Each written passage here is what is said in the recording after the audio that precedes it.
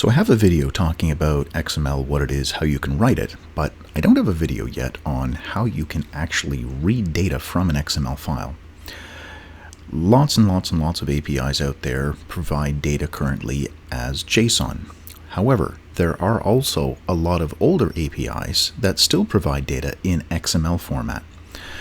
So you can have an XML file that contains all the data you need, or you could have a JSON file that contains all the data that you need. Sometimes APIs will provide data in multiple formats, but as a developer, you really should be able to handle data in any format that it's given to you, whether it's a CSV or JSON or XML or just plain text, tab delimited files, whatever you want. So what I'm going to do here is I have an XML file that I've created right here.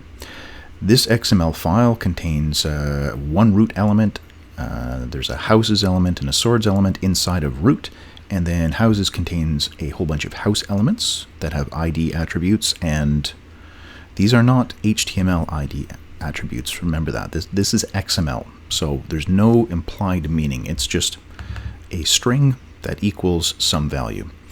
A bunch of values inside of each one of these. Then the swords contains a bunch of sword elements. They have owner attributes and then text as well. So I'm going to use fetch to bring this data into my XML file, and that's my starting point. Is I've already got the code that loads this XML file using fetch, and then I'm writing out the string value inside of a pre-tag. So a pre-formatted HTML element is displaying all this content. Now, it's worth noting that the old way of doing AJAX, the XML HTTP request object, when you did this, when you sent the request off, you got the response back, there was a response XML property. And that's because at the time that this was created, XML was the de facto standard that everybody was using. JSON didn't exist yet.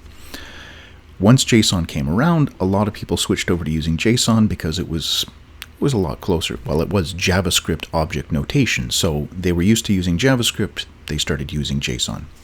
And then JSON was created, the modules for every different programming language out there to support JSON were created, and then that fueled the growth of JSON as well. But that doesn't mean that you shouldn't know XML as well, because there are still APIs that only provide data as XML. So here's my URL. It's in the same folder as this file on the same web server. It doesn't matter where this file's coming from. I'm doing a fetch, I'm getting it back, and then instead of response.json, I can't call the JSON method on an XML file. It just won't work. So I have to call the text method. With the response object inside of the fetch API, I have the response object, the request object, the body object. The response object, the body object have a series of methods. There's text, JSON, and blob. Those are the three primary ones. Text will give you the text version of whatever you brought back. So this response object, I'm extracting the text from there, and then that's passed on to the next then method. This variable right here, data, that is going to be the string. I'm logging it out in the console, but I'm also right here putting this onto the page. My output element, if we look up here, this is the pre-tag with the ID output. This is where I'm placing all that XML. So I'm just taking that variable data that was sent into this function and I'm putting it as the text content. So this is the contents of that file. Now, that's the content. That is the string that is inside that file. But if I want to work with it as if it is actually XML data, I have to convert it from a string into an XML object. And that's where this thing comes in, the DOM parser object. So we instantiate a DOM parser object. We call the constructor method. Parser is now one of these DOM parser objects, and it has a method, parse from string. We pass in data, which is the string, and then we set up what kind of file it is. This could be text/XML, text/HTML. If this were an HTML string, we could do this. We could build a new DOM object from a string of HTML. So we have now this variable, XML, which is the XML representation of all of this. If I were to console log XML, let's refresh this, come back in here, go to inspect, and we'll look at the console. There it is. So it is, oh, we're getting a parse error.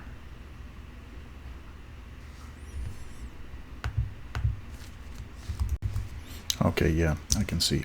I should have included the encoding. Now this isn't the error, but it's always a good idea to include the encoding attribute, and I need a question mark here at the end of my doc type declaration. Alright, so let's reload this, see what we get. There we are. So the document, and inside that, there's the houses, there's the swords. So this is the XML document. So that's a good thing I checked. Alright, coming back to the JavaScript. Now, pardon me, what I'm going to do is I'm going to take all of these values, these strings right here for the houses, and I'm going to create list items out of those. I'm going to put those inside of here as list items. So let's do that. So build house list, and I'm going to pass my XML object over that. And this is the end of my function there. So I'm going to create this function, build house list, and I'm passing in my XML object. Okay, so this XML object, the actual document, is being passed into this variable here, x, and I need to populate this. So we'll create a variable called houses, which will be, actually let's just call it list. Get the element called houses. Okay, that's what we're going to append everything to. Now, in my XML, I want to find all these house elements. Well, it's not the same as JSON, where I just use dot notation to move down. I actually have to use the same methods I would for HTML. So houses is going to be, that's why I changed this to list, document get elements by tag name. I want to get all the ones with the name house. That will be this list right here. So I've now jumped from the root element down through the houses into here. And if you're not familiar with XML, this does not have to be called root. I just called it root because it is the root tag. It can be anything at all, as long as it matches the closing tag. So all of this right now, this is what is inside of this variable houses. So I'm going to loop through houses. So let's do a simple for loop. I is less than houses dot length I plus plus. Okay, and for each one of these houses, I want to create a list item inside of here. So let li equal document create element li. That's the list item, and the name here, Lannister, Stark, Greyjoy, and so on, those will be the strings that are the text content for these list items.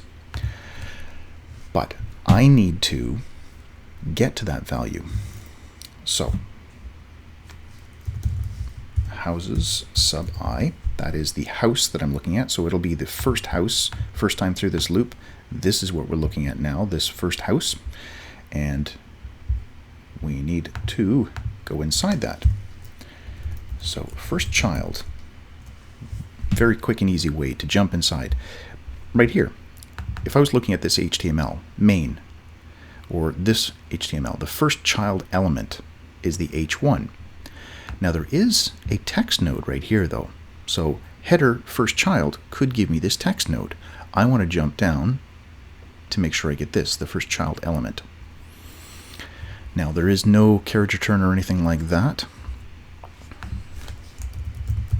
but I want to be certain that I'm getting the actual, oh sorry, it's not a tag that I'm trying to get here. if I was trying to get the tag from header to H1, this is the first child element. Since I want that first piece of text inside of here, first child works well. So first child is going to be this. But remember, in XML, in HTML, there's the three main types of nodes that we deal with: element nodes, text nodes, and attribute nodes. This is a text node.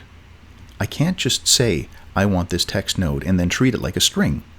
I need to get the string from inside of the text node, which it sounds a little bit awkward. It sounds like an extra step, but that's what we need to do.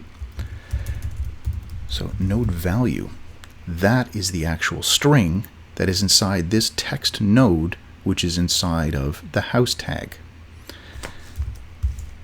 So this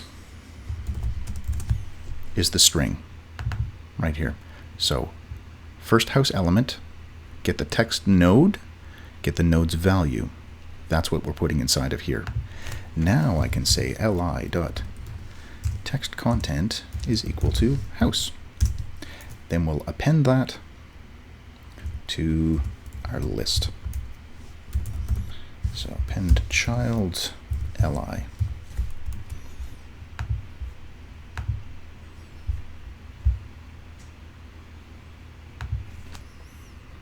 Okay, right. So we're not seeing any list items appear over here, and that is because when we searched for the house element, I was just pointing over here and thinking over here, but we're actually finding these inside of this XML object, this document here, which we passed in. That was the point of passing this in. So this should be an X. This is the XML document that we're searching for those house elements inside of. So now if I refresh this, there we are. Now I've got this unordered list of houses showing up. Fantastic. Okay, now for the sword, what I want to do here, very similar thing, but I want to put both the text here and the value from the attribute. So we'll get both of those things. So we'll call another function build sword list, and we'll pass the XML document over to that as well.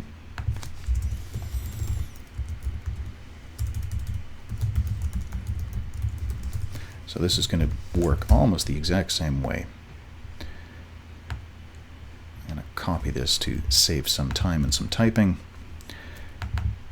Get element by ID. It's not houses, it's swords is the list that I'm going to build.